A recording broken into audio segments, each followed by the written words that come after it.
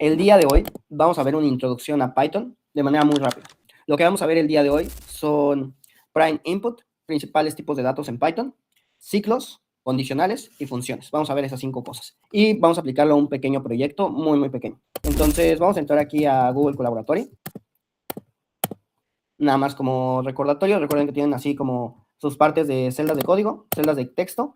Y entonces este tipo de archivos venían de la idea de que tenemos archivos.python, pero que al mismo tiempo son notebooks. Entonces aquí le vamos a poner una introducción a Python. Ok, entonces pues en todo lenguaje de programación, lo primero que nos enseñan es hacer un print y un input, ¿no? Entonces aquí le voy a poner print e input en Python. En Python es relativamente sencillo. Si ustedes quieren poner, por ejemplo, print hola mundo, pues es simplemente poner la palabra print, seguido de la cadena de caracteres que ustedes quieren poner. Fíjense que es exactamente lo mismo que en R, hay que poner comillas al principio, comillas al final, y entonces ya estás poniendo una cadena de caracteres. Ahora, por ejemplo, pueden asociar una variable a un valor, por ejemplo, que ponga nombre Benito, y yo puedo imprimir hola, ¿cómo estás? Seguido del nombre, ¿ok? Aquí lo que se tienen que fijar es que dentro del print yo estoy separando la cadena de caracteres con la variable por una coma. Ahora, hay otra forma de imprimir que se le llama impresión por fstring, y la idea es que si tú quieres imprimir una variable, algo que puedes hacer para no tener que poner una coma y luego la variable, puedes poner simplemente 2 corchetes carigoleados y ponerle nombre adentro. Ahora, se le pone la F al principio de la cadena porque si no lo pones, Python no detecta que es una variable lo que está dentro de los corchetes carigoleados. Y entonces te pondría algo del estilo impresión por fstring, nombre, así literal. Como tú quieres que detecte que es una variable, pues ponemos una F. Entonces la F ya le está diciendo a Python, lo que tú tienes aquí es una variable y lo que tiene guardado nombre, pues es Benito. Así se lo dijimos en el código. Y entonces pone impresión por fstring, Benito. Ahora, algo que podemos hacer es que el nombre sea una cadena de caracteres que pone el usuario. Entonces en Python existe una función llamada input. Lo que hace esta función es que una vez que yo la ejecuto, abre una caja y en esta caja yo puedo poner el nombre que yo quiera, por ejemplo, Saúl. Me va a poner hola Saúl. Entonces, lo que está haciendo es a nombre le está asignando la variable Saúl. Ahora, en Python también tenemos operaciones básicas, que en este caso pues son la suma, la multiplicación, la división, y hay una operación especial que le vamos a llamar la operación módulo. Creo que esto ya lo habíamos visto en R, pero si no lo recuerdo un poquito, para que ustedes pues estén al pendiente. Algo que es diferente de Python y R es que, por ejemplo, si ustedes quieren exponenciar algo, se ponen 2 asteriscos, y entonces esto sería como 10 elevado a la 5. Acuérdense que en R pues era algo de este estilo, ¿no? Poníamos este simbolito, pero en Python es así, con los 2 asteriscos. Luego tenemos la división y luego tenemos esta operación módulo, que en un ratito les voy a explicar. Entonces tenemos todas estas operaciones y la operación módulo lo que hace es regresarte el residuo de una división.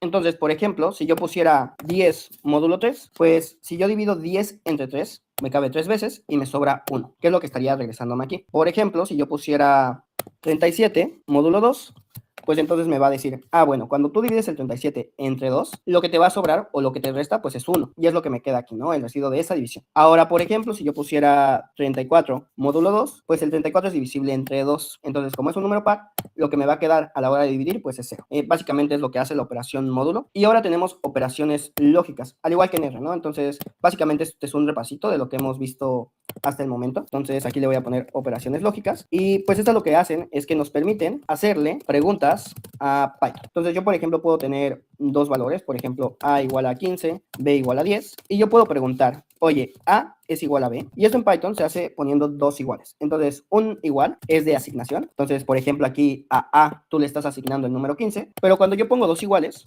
es para preguntar. Entonces yo, por ejemplo, aquí estoy preguntando si el 15 y el 10 son iguales. Lo que va a responder Python siempre es un booleano, y un booleano lo que significa que es una variable con 2 valores, y va a regresar verdadero o falso. Entonces, en este caso, lo que está haciendo Python es decirme, oye, el 15 no es igual que el 10, por eso lo que te voy a regresar es falso. Y luego lo que yo puedo hacer, pues preguntarle también si son distintos. Entonces, si yo pongo un signo de admiración seguido de un igual, eso significa A es distinto de B. Y bueno, puedo preguntar si A es mayor que B, por ejemplo.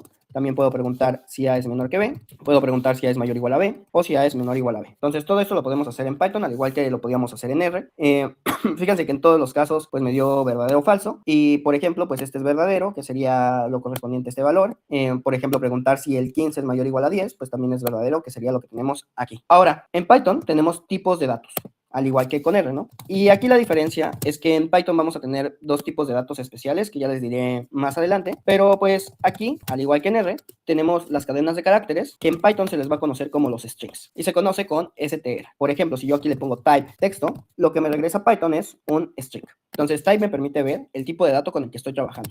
Tenemos los flotantes, que son aquellos números con punto decimal, que en Python se les conoce como un float. Tenemos los enteros, por ejemplo, el 34, esos números que no tienen punto decimal, se les va a conocer como un int, y tenemos los booleanos. Entonces, el booleano siempre nada más es dos valores, verdadero o falso. Y en Python se les conoce como un bool. Algo que tiene Python en especial, que puede parecer un poco extraño, es que si yo a Python le pregunto si true es igual a 1, me va a decir que sí. Entonces los toma como valores igual. Y de hecho, en Python puedo hacer algo como que parece extraño, que es que puedo sumar dos booleanos. Entonces sumo dos trues y como son iguales a 1, pues me regresa 2. También, por ejemplo, si yo le pregunto a Python, oye, false es igual a 0, pues me va a decir que sí. Fíjense cómo, a diferencia de R, true y false se escriben primero con una mayúscula y luego con minúsculas. En R era algo así, el true, y en R era false de esta manera.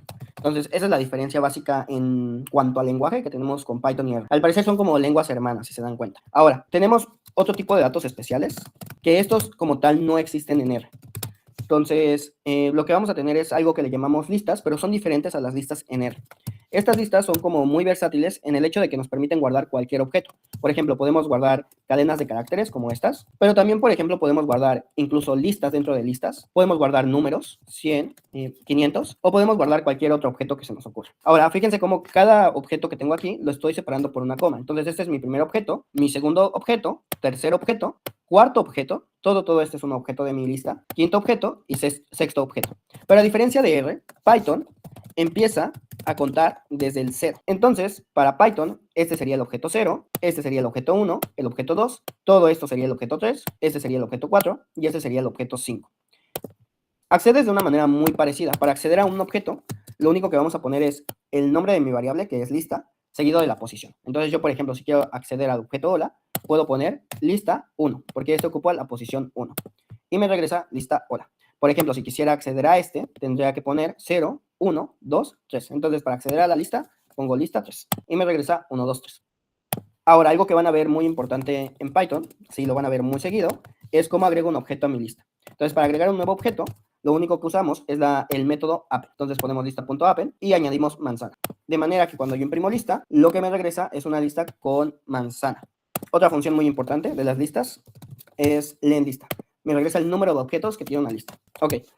Hay más métodos, pero realmente como que no tienen, o sea, no se tendrían que aprender todos. Simplemente si ustedes de repente quieren, pues, ver qué tipos de métodos pueden utilizar en una lista, pues los pueden buscar en internet. Entonces, fíjense cómo hay bastantes métodos que podemos ocupar. Yo les estoy poniendo los principales, los que aparecen en todas las aplicaciones. Entonces, ahora, otro tipo de dato que es súper importante son los diccionarios. Entonces, aquí le vamos a poner diccionarios en Python. Entonces, los diccionarios nos permiten guardar valores por pareja. Usan la filosofía llave-valor. Y la mayoría de objetos alojados en Internet se guardan en formato de diccionario. Entonces, ¿cómo se declara un diccionario? Un diccionario ustedes se lo pueden imaginar como un diccionario español-inglés. Entonces, no sé si les tocó en la primaria, me imagino que no porque ya ustedes son muy jóvenes, pero a mí me tocó en la primaria cuando tenía mis clases de inglés llevar como un librito. Y ese librito, por ejemplo, si ustedes buscaban árbol, o sea, ustedes iban a la palabra A, buscaban árbol, les regresaba tree, ¿no? Como se dice árbol en inglés. Si buscaban, por ejemplo, mono, pues les regresaba monkey. Entonces, la filosofía es exactamente la misma. Vamos a parear objetos. Entonces, yo puedo crear un diccionario. Se crea con corchetes garigoleados. Acuérdense que las listas se crean con corchetes cuadrados. Y entonces voy a parear, por ejemplo, el objeto caballo con horse, el objeto manzana con apple, el objeto mono con monkey. Perfecto. Entonces, así es como yo puedo aparear mis objetos. Ahora, ¿cuál es la ventaja de hacer esto? Pues yo, por ejemplo, si le pongo diccionario y luego le pongo caballo, pues lo que me va a regresar es horse. Entonces, me da esa ventaja de que las cosas son fáciles de buscar. Y, por ejemplo, si yo aquí me voy y le pongo en ver código fuente de la página, pues se van a dar cuenta que la página está guardada de esa manera. Por ejemplo, ustedes tienen body y viene algo que es del estilo diccionario, ¿no? Ponen el background, cuánto es el tamaño de margen, por ejemplo, aquí qué tipo de borden tienen, cuál es la altura, si hay pointer events o no, qué tipo de posición tiene, etc. Entonces, la mayoría de objetos alojados en Internet están guardados de esa manera. Y es ahí donde pues van a ver la utilidad. Y luego tenemos datos especiales para el semillero. Entonces, aquí vamos a ponerle tipos de datos especiales en ciencia de datos. Entonces, Python pues es muy versátil. De hecho, es prácticamente la herramienta fundamental para cualquier científico de datos. Y hay dos librerías que nosotros vamos a estar ocupando mucho, que es la librería de NumPy, que nos sirve para hacer operaciones matemáticas y también para hacer todo lo que tenga que ver con álgebra lineal. Entonces, en este caso vamos a tener un tipo de dato que le vamos a llamar un vector. Entonces, por ejemplo, yo puedo poner aquí un vector que sea de este estilo y un vector 2 que se vea de esta manera. Ahí está. Entonces, fíjense cómo nada más usan como el nombre np.array y adentro ustedes meten una lista. Y eso lo que hace es ya crearte un vector. ¿Cuál es la diferencia? ¿Usar vectores o simplemente listas? Pues fíjense que si ustedes usan vectores, cuando hacen la suma tal como ustedes se la imaginan. Es entrada a entrada. Y, por ejemplo, pueden hacer un tipo de multiplicación, que es un tipo de multiplicación un poco extraña, que también es entrada a entrada. Entonces tienen esta multiplicación. Y para los que saben de álgebra lineal, saben que existe algo que es el producto punto. Ese se hace con arroba. Entonces, si ustedes ponen B1 arroba B2, estarían haciendo el producto punto de esos dos vectores. ¿Cuál es la diferencia con listas? Pues imagínense que yo hago lista 1 igual a 1, 2, 3 y lista 2 igual a 4, 5, 6, como lo tengo allá arriba. Si yo intento hacer la suma de las listas, pues me va a regresar lo siguiente.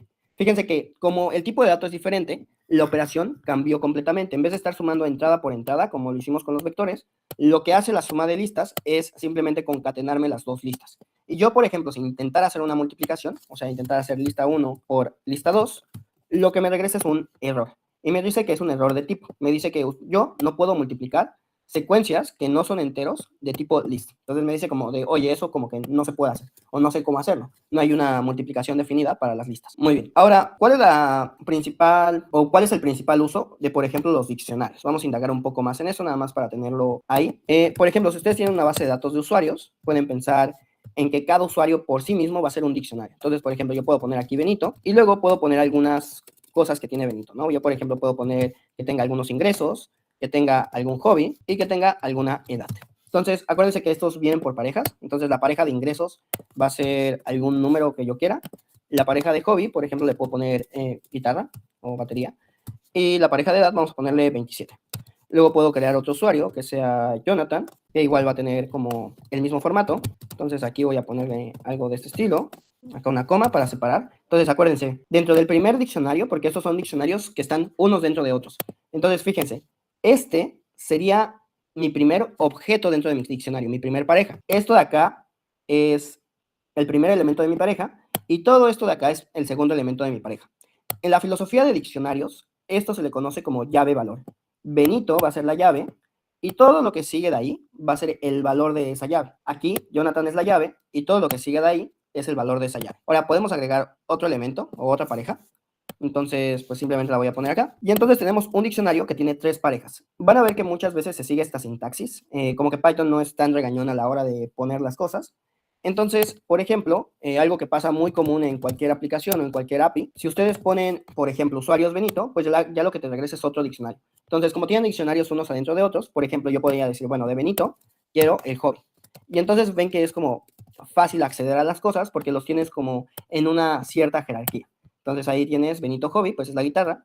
Si pones, por ejemplo, Jonathan, usuarios, Jonathan, ingresos, pues ya te regresa los ingresos de Jonathan y te pone 4000. Ok, ahora, otra cosa que hay que hacer, pues ya vimos los tipos de datos, datos especiales, operaciones aritméticas y lógicas, pues es cómo se declara un condicional y un ciclo en Python. Entonces, para declarar un condicional y un ciclo, acuérdense que en R pues era algo así, ¿no? For, y luego ponías unos paréntesis y, por ejemplo, podías decir del 1 al 10, luego ponías corchetes, garigoleados y imprimías. En Python la sintaxis es mucho más sencilla, estoy seguro de que les va a gustar mucho. En Python lo único que haces es poner for in y pones una palabra que se llama range. Entonces, si quieres ponerle del 0 al 9, es el valor que va a tomar i, pues pones lo siguiente, right, i. Entonces, lo que está aquí, de hecho sería algo así, sería lo mismo en Python de esta manera. Ahora, fíjense que Python no tiene estos corchetes garigoleados que tenía R. Entonces, estos corchetes garigoleados, lo que le daban chance a R o lo que le permitían a R era ver qué era lo que iba dentro del for o qué era lo que se tenía que iterar. Como Python no tiene eso, porque Python es como un lenguaje más moderno y lo que busca es que el código sea muy legible, pues lo que hace Python es dejar una tabulación. Es decir, este espacio grandote que tenemos aquí es lo que le va a indicar a Python qué es lo que va dentro de mi for. Entonces, si yo, por ejemplo, no dejo este espacio grandote, ven que me pone aquí una línea roja y cuando intento correr me dice que tengo un error de indentación. Me dice, bueno, después de tu for, lo que yo esperaba es que tú pusieras una indentación. Entonces, debo de poner todo al mismo nivel. Entonces, aquí me imprime los números del 0 hasta el 9. Entonces, en cada iteración i, toma el valor de 0, toma el valor de 1, de 2, de 3 hasta 9 y lo va imprimiendo. Ahora, algo que es muy común y que luego se los pongo como ejercicio y a la gente le cuesta trabajo hacer, es simplemente hacer una suma de los valores que vas obteniendo. Entonces, voy a poner ese ejemplo que es muy sencillo por acá. Entonces, imagínense que ustedes tienen una suma y ustedes quieren sumar los valores, por ejemplo, del 1 al 100. Entonces, puedo decir for in range 101, lo que tenga S, súmale lo que llevaba S. Entonces, esto es como S va a ser igual a lo que tiene S hasta el momento, más lo que tiene I. Y está recorriendo todos los valores. Acuérdense que I en la primera iteración toma el valor de 0, en la segunda iteración toma el valor de 1, en la siguiente iteración toma el valor de 2 y así sucesivamente. Y entonces puedo decirle que me imprima S al final. Y entonces me dice, bueno, la suma de los primeros números del 1 al 100 pues es 5050. Ahora, lo que quiero hacer hincapié es que lo que está dentro del for simplemente es esta línea. Pero, ¿qué pasaría si, por ejemplo, yo ahorita tabulo la impresión? Entonces, si yo tabulo la impresión, cada vez que I cambie de valor, se va a imprimir el valor de S. Entonces, en vez de que me dé una impresión al final, me va a dar muchas impresiones, que es lo que tengo acumulado. Entonces, al principio acumulé 1, luego I toma el valor de 2, por eso tengo 3 aquí, luego I toma el valor de 3, por eso tengo 6, y así sucesivamente. Entonces, la tabulación me permite hacer eso, me permite decidir qué es lo que estoy dejando dentro del for y qué es lo que va a estar afuera de mi for. Tenemos otro ciclo, que es el ciclo while, entonces le voy a poner aquí, ciclo while. Entonces, el ciclo while lo que te permite es repetir una operación varias veces, como lo hacíamos en R, pero acuérdense que aquí la diferencia es que tú tenías una condición. Entonces, por ejemplo, yo puedo poner I igual a 0, y mientras I sea menor que 10, pues vamos a pedir que imprima I. Pero acuérdense que siempre, si estamos preguntando sobre una variable, para que no pase esto de que nos metamos en un ciclo infinito y nunca termine, debemos de ir actualizando la variable por la cual se pregunta, ¿no? Entonces, aquí hay que actualizar la variable por la cual estamos preguntando. Entonces, en este caso, lo que haríamos es decir, bueno, I debe ser igual a lo que llevaba I, pero sumándole 1. Y entonces tenemos lo siguiente, ¿no? En la primera iteración, I vale 0. La pregunta es, ¿0 es menor que 10? Sí. Como sí se vale, imprimo 0, que es lo que tenemos acá. Y ahora actualizamos I. Ahora I vale 1. Y vuelve a preguntar, ¿1 es menor que 10? Ah, pues lo imprimo y ahora actualizo. Ahora I vale 2. 2 es menor que 10, lo imprimo, que sería la impresión que tenemos acá. Y ahora I vale 3. 3 es menor que 10, imprimo 3, que es la impresión que tenemos acá, y ahora I vale 4. Y así sucesivamente. Entonces, el while está padre porque nos permite actuar bajo cierta condición. Ahora, algo que no hemos tocado y que es también súper importante es cómo elegimos el flujo que tiene nuestro programa. Entonces, acuérdense que en R ocupábamos lo que son los condicionales. Y pues en Python vamos a tener algo muy similar. Y los principales condicionales que tenemos aquí en Python es if, elif y else. Entonces es prácticamente lo mismo que en R. Y acuérdense que, por ejemplo, si nosotros queríamos tomar una decisión, pues simplemente lo que poníamos era if, seguido de alguna condición, por ejemplo, edad mayor o igual a 18, y alguna instrucción. Por ejemplo, vamos a dejarlo así, que si la edad verifica que es mayor o igual a 18, imprima es mayor que de edad. Entonces, por ejemplo, aquí ya me dice es mayor que de edad, pero si yo aquí le pusiera que la edad es 10, no me va a imprimir nada. Y no me imprime nada, ¿por qué? Porque no le estoy diciendo que haga alguna instrucción. Es decir, lo único que le estoy diciendo es, cuando la edad sea mayor o igual a 18, ejecute esa instrucción. Pero no hay ninguna instrucción adicional. Entonces, para tener algo adicional que hacer, una vez que no se ejecuta esa instrucción, ocupábamos else. Y lo que es relevante aquí es que else nunca lleva una condición.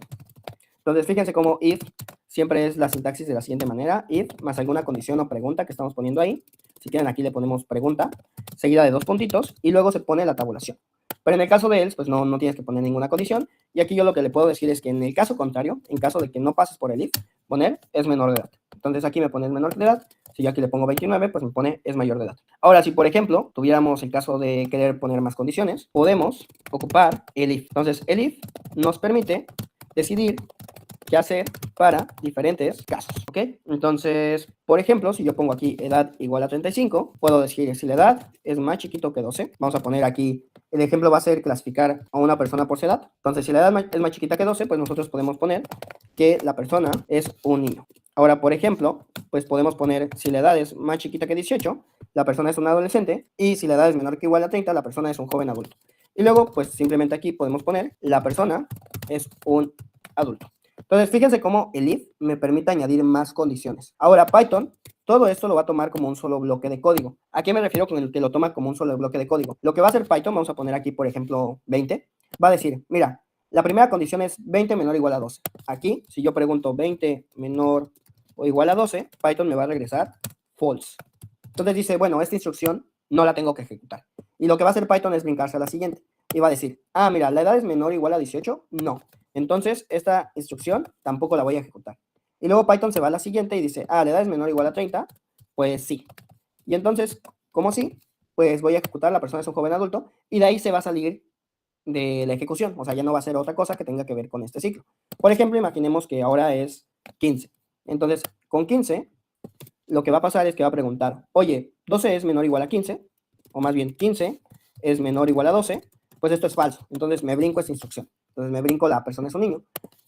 Ahora 15 es menor o igual a 18, pues sí, y entonces voy a poner la persona es un adolescente. Pero como ya ejecutó esa instrucción, ya no tiene que ejecutar las demás, ya no se va a preocupar por todo lo que le sigue del código. O sea, va a decir, ah, mira, tengo que ejecutar esto y ya. Lo que sí va a pasar es que, por ejemplo, si aquí yo le pongo fin del programa, esto sí lo ejecuta. O sea, no se va a preocupar del bloque, pero de lo siguiente sí se va a preocupar. Entonces aquí, por ejemplo, imprimió la persona es un adolescente, pero ya no checa estas condiciones. A Python ya no le importa. Simplemente imprime la persona es un adolescente y le pone fin del programa. Ahora, ¿qué pasaría si, por ejemplo, yo pongo lo mismo, pero en vez de usar el if, pongo puros if? ¿Ustedes qué creen que pase en este caso? Entonces, les voy a decir cómo lo pensaría Python. En este caso está diciendo, la edad es 15. Entonces va a preguntar, ¿15 es menor o igual a 12? Pues no, entonces eso es falso. Luego pregunta, ¿15 menor o igual a 18? Pues sí. Entonces va a imprimir, la persona es un adolescente. Ahora, ¿qué va a pasar aquí? Como estamos haciendo bloques if, lo demás para Python, o sea, Python como que divide estos bloques y dice, bueno, esto sí lo tengo que ejecutar. Entonces los está pensando como bloques separados. Está pensando esto separado de esto y esto pues ya como un solo bloque junto. Aquí todo lo pensaba como un bloque. Entonces una vez que ejecuta esta acción, ya no hay que ejecutar las demás. Pero aquí como que sí va a preguntar y va a decir, oye, 15 menor o igual a 30, ah, pues sí. Y entonces también va a meter la persona es un joven adulto, else no lo va a ejecutar porque ya ejecutó el if, y luego va a poner fin del programa. Y eso es lo que vamos a estar viendo aquí. Esa es la diferencia entre usar if o el if. En el caso del if, una vez que ya se ejecuta algo del bloque, termina ese bloque y ya nada más se pasa a las siguientes instrucciones. En el caso de poner solamente ifs, ejecuta este bloque, pero le faltan los siguientes bloques, que son este de aquí, y entonces vuelve a preguntar. Esa es una diferencia técnica, pero es una diferencia importante. Muy bien. Entonces, vamos a hacer un pequeño ejemplo que les va a gustar mucho. Entonces, imagínense que ustedes quieren comprar una casa en México. ¿Ok? Vamos a pensar en una casa barata. Entonces, aquí está su casa. Vamos a ponerle aquí un triangulito de que es una casa. Y vamos a poner aquí una puerta, ¿vale? Entonces, en México, una casa llega a costar alrededor de 1 millón de pesos. Entonces, como que ustedes tienen dos opciones. La primera es guardar su dinero debajo del colchón. Entonces, ustedes van a ir guardando dinero mes a mes. Aquí tendrían, por ejemplo, cuánto tienen de ingreso o cuánto han ahorrado. Le vamos a poner aquí ahorro. Y cuánto tiempo ha pasado, cuántos meses. Entonces, por ejemplo, si ustedes estuvieran ahorrando 5,000 al mes, que ya es bastante para la mayoría de personas en México, pues ustedes tendrían una línea que va como así. Y después de unos 10 años, pues juntarían aproximadamente 600,000 pesos. Entonces todavía les faltaría para comprar su casa. Y puede ser que esta casa incluso haya aumentado de valor. Ahora, si ustedes invirtieran, por ejemplo, en CETES, vamos a poner aquí los CETES, son lo que se le conoce como bonos del gobierno. Aquí ahorita las tasas son súper bajas, pero en 2020 andaban ahí por el 13%. Entonces, básicamente lo que te dan es cierto dinero de manera anual, ¿no? Esta es una tasa anual. ¿Qué significa? Que, por ejemplo, si ustedes invirtieron 100,000 pesos en el año y los dejaron guardados durante un año, pues al cabo del siguiente año lo que tendrían serían esos 100,000 pesos más 7,440. Entonces, esta tacita de aquí es anual. Hay diferentes formas de invertir, pero bueno, ahorita, si se dan cuenta, nada más es el 7%. Al parecer es muy poquito, pero vamos a ver qué pasaría, ¿no? Si esa inversión la dieran mes con mes. Entonces, ahí está. Y entonces la otra opción es algo del estilo invertir en CETES. Y entonces tendríamos una curva como de este estilo. Vamos a ponerle, entonces van a tener una curva de este estilo. De hecho, es una curva que siempre está por arriba de la verde y va a pasar algo así. Entonces vamos a programar esto en Python y vamos a ver si en 10 años seríamos capaces de ahorrar el suficiente dinero para comprarnos nuestra casita. Entonces vamos a ver cómo podríamos hacerlo aquí. Ahora, vamos a ver unas fórmulas importantes. Por ejemplo, si ustedes tienen cierto dinero ahorrado, vamos a ponerle aquí ahorro en el tiempo t, de hecho ahorro en el tiempo t más 1, pues va a ser igual a lo que tenían ahorrado en el tiempo t, más el retorno que les dio por esa inversión. Entonces piensen lo que es mes a mes, entonces vamos a ponerle el ahorro en el tiempo t por el retorno entre 12, porque acuérdense que el retorno lo estamos dando de manera anual, más el ingreso que ustedes tienen, ¿no? O el ahorro de ese mes. Entonces, por ejemplo, no sé, si cada mes a su cuenta de ahorro ingresan 5,000, pues esto sería el factor que estaríamos añadiendo. Entonces, esta sería básicamente la fórmula que ocuparíamos. Y vamos a ver cómo podemos ponerla en Python. Entonces, aquí sería algo del estilo proyecto de ahorro. Ok, entonces primero piensen en el retorno simple. Entonces aquí le vamos a poner aquí retorno simple.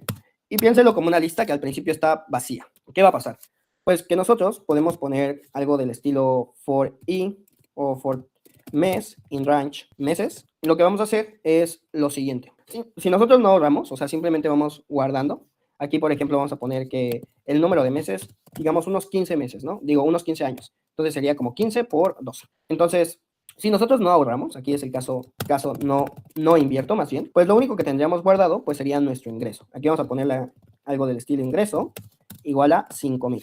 Y entonces vamos a poner aquí tasa igual, vamos a ver la que teníamos en CETES y vamos a usar la que tenemos hoy, ¿no? A un año. Entonces la tasa de CETES es 0.744. Entonces aquí le vamos a poner 0.0744. Entonces, en caso de que no invertamos, simplemente es nuestro retorno va a ser igual. El ingreso que tenemos va a ser igual. Que no quiero poner el acumulado. Simplemente vamos a ponerle aquí, retorno simple. Va a ser el ingreso, pero en vez de ponerle 1 por la tasa, sería igual a por los meses. ¿Ok? Entonces, si nosotros no invertimos, tenemos algo de este estilo. Por mes, más bien, que ese es el que está actualizándose. Entonces, por ejemplo, va a tomar el valor de 0, de 1, de 2, de 3, y así sucesivamente. De hecho, tengo que poner algo de este estilo, que empiece en 1, y luego aquí le tengo que poner meses más 1. Entonces tendríamos algo de este estilo y nos regresa los retornos que tendríamos, ¿no? Entonces es simplemente, pues, el ingreso, no estamos invirtiendo en absolutamente nada. Ahora, por ejemplo, podemos tener otro que sea retorno compuesto, y entonces esta sería como una lista vacía, y lo que haríamos es lo siguiente. Pondríamos for i, o for mes, in range meses. Si quieren podemos empezar como que el total en principio sea igual a 0. Aquí podemos poner que en principio tenemos 0 pesos. Aquí igual voy a hacer lo mismo, que en principio tengamos 0. Y entonces podemos ponerle aquí que el total va a ser lo que tenemos en retorno compuesto hasta el mes anterior. Entonces, hasta aquí. Y luego, ¿qué va a pasar? Pues lo que vamos a hacer es la formulita que les enseñé, ¿no? Entonces, el total del tiempo t más 1 va a ser lo que ya teníamos anteriormente, más lo que teníamos anteriormente por, o sea, esto sería el retorno que nos están dando, más nuestro ingreso. Entonces hay que ponerlo aquí, ahí está, más el ingreso, o si quieren aquí, nuestro rendimiento, vamos a ponerlo acá, este lo pusimos tasa, entonces sería por la tasa entre 12, porque es mes a mes, más nuestro ingreso. Y entonces eso lo vamos a añadir al retorno compuesto. Y entonces tendríamos esta lista de acá. Fíjense cómo ahora pues nuestro dinero va creciendo pues de manera diferente. En Python existe algo que se llaman funciones. Y las funciones son súper útiles. Porque en vez de que yo tenga que volver a escribir todo este código para escribir, por ejemplo, los meses que quiero poner, el ingreso que quiero poner y la tasa que quiero poner, yo simplemente lo puedo meter a una función. Entonces, como para que quede muy, muy claro, por ejemplo, si yo quisiera saludar a alguien, puedo definir una función saludar que lleve un nombre adentro y entonces poner aquí, hola, esta es tu primera función y el nombre de la persona. Entonces, en este caso, pongo nombre aquí y acuérdense que estoy imprimiendo por fstring. Entonces, ¿qué es lo que me permite hacer la función? La función me permite reciclar código. Esto ya lo habíamos visto en R. Entonces, en R nosotros también podríamos crear funciones, pero la forma en que lo hacíamos era usando la palabra function. Aquí usamos la palabra def. Y entonces, por ejemplo, si yo pongo def saludar Benito, me pone hola, ¿cómo estás? Benito. Si yo le pongo saludar y la mando a llamar con Jonathan, pues me dice hola, ¿cómo estás? Jonathan. Bueno, me dice hola, es tu primera función, Jonathan. Entonces, todo esto lo podemos meter dentro de una función. Y esta función, pues, va a depender. Entonces, aquí le vamos a poner retornos, que me va a depender de los meses, del ingreso que tenemos y de la tasa. Estos son los parámetros que estamos teniendo aquí de esta manera. Y entonces, para indicarle a Python que todo esto lo quiero dentro de una función, simplemente usamos una indentación. Entonces, aquí a Python ya le diríamos, bueno, todo este código pertenece al código de la función. Y entonces, lo que vamos a pedir es que nos regrese los retornos compuestos y los retornos simples. Entonces, sería lo que estaríamos haciendo en este caso. Y lo que vamos a poner aquí es una palabra especial que se llama retorno. Entonces, ponemos retorno simple, retorno compuesto. ¿Qué ventaja me da esto? Que yo, por ejemplo, ya puedo decidir cuántos meses, cuánto ingreso y cuánta tasa. Entonces, aquí, por ejemplo, le pongo meses. Por ejemplo, si quisiera 10 años, nada más, pues pongo 12 por 10. Si quisiera cambiar los ingresos, bueno, aquí le voy a poner 4,000. O sea, 4,000 ahorro cada semana y la tasa la vamos a seguir haciendo igual. Y puedo mandar a llamar a la función que me va a regresar las dos listas. Entonces, yo puedo poner aquí retorno simple, que sea igual a esto. Y retorno compuesto, porque regresa dos cosas la función. Entonces, bueno, eso ya me regresa las listas que tenemos aquí. Y el punto sería, pues, no tener algo así feo, sino graficarlas. Pero aquí ya podemos ver algo interesante. Si yo le pongo -1, siempre es el último valor de la lista, y entonces me dice, bueno, si haces así simplemente por 10 años, 4,000 pesos, tendrías 480,000 al final. Ahora, con retorno compuesto, al final, tú tendrías 709,360. O sea, sí es una cantidad significativamente mayor. Entonces, lo que está padre es poderlo graficar, no solo ponerlo así. De hecho, en ciencia de datos, normalmente lo que hacemos es una gráfica. ¿Y cómo hacemos una gráfica? Pues aquí en Python es muy fácil. Vamos a ocupar la librería de Matplotlib y lo único que hacemos es hacer el plot de retorno simple, el plot de retorno compuesto, pero aquí podemos al principio abrir la figura para decidir de qué tamaño. Entonces, si quieren, lo pueden pensar así. Para hacer una figura es muy fácil. Ponen .figure, esto lo que hace es abrir la figura, y ponen .show, y esto lo que hace es cerrar la figura. Y luego lo que ustedes pueden poner, pues son los plots. Entonces tienen el plot de inversión retorno simple, y tienen el plot de retorno compuesto. Y entonces van a obtener la siguiente figura. Esta figura está bonita, pero hay que añadirle más cosas, ¿no? Por ejemplo, podemos añadir plt.title.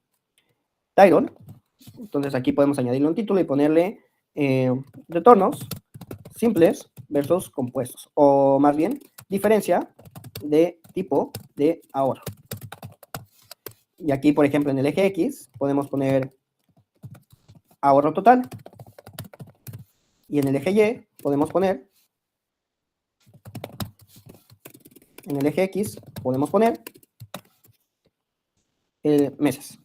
Y bueno, aquí me equivoqué, sería en el eje Y. Ahí está. Entonces podemos añadir esos elementos: ahorro total, meses, diferencia de tipo de ahorro. Entonces, bueno, aquí me lo graficó para cierto ingreso y ciertos meses. Pero lo que estaría padre es yo tener un programa que automáticamente pues me grafique todo esto nada más dándole estos parámetros. Ya tenemos uno, o sea, tenemos una función que me da las listas. Entonces, lo que podemos hacer o lo que podemos implementar es meter esta función acá. Entonces, yo podría hacer algo de este estilo.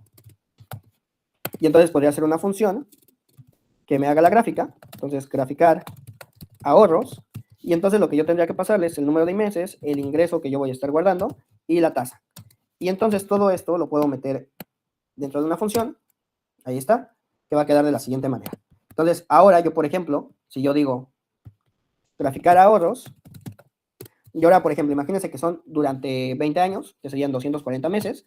Ahora digamos que en vez de ahorrar 5,000, voy a ahorrar la mitad, 2,500, y la tasa que sea exactamente la misma que teníamos acá, que es del 7%, una tasa realista. Entonces yo aquí le pongo una tasa realista del 0.744. Entonces, ¿qué pasaría después de 20 años si yo mes con mes me ahorro 2,500, que es lo de un café en el Starbucks? Pues yo tendría lo siguiente, ¿no? Entonces, después de 20 años, si yo ahorro con la tasa de zetas ahorita, tendría 1,400,000, y si pues ahorrara simplemente guardándolo en el colchón, pues tendría cerca de 600,000 pesos. Entonces, la diferencia sí es bastante. Y pues ya. Entonces, con eso terminamos la clase.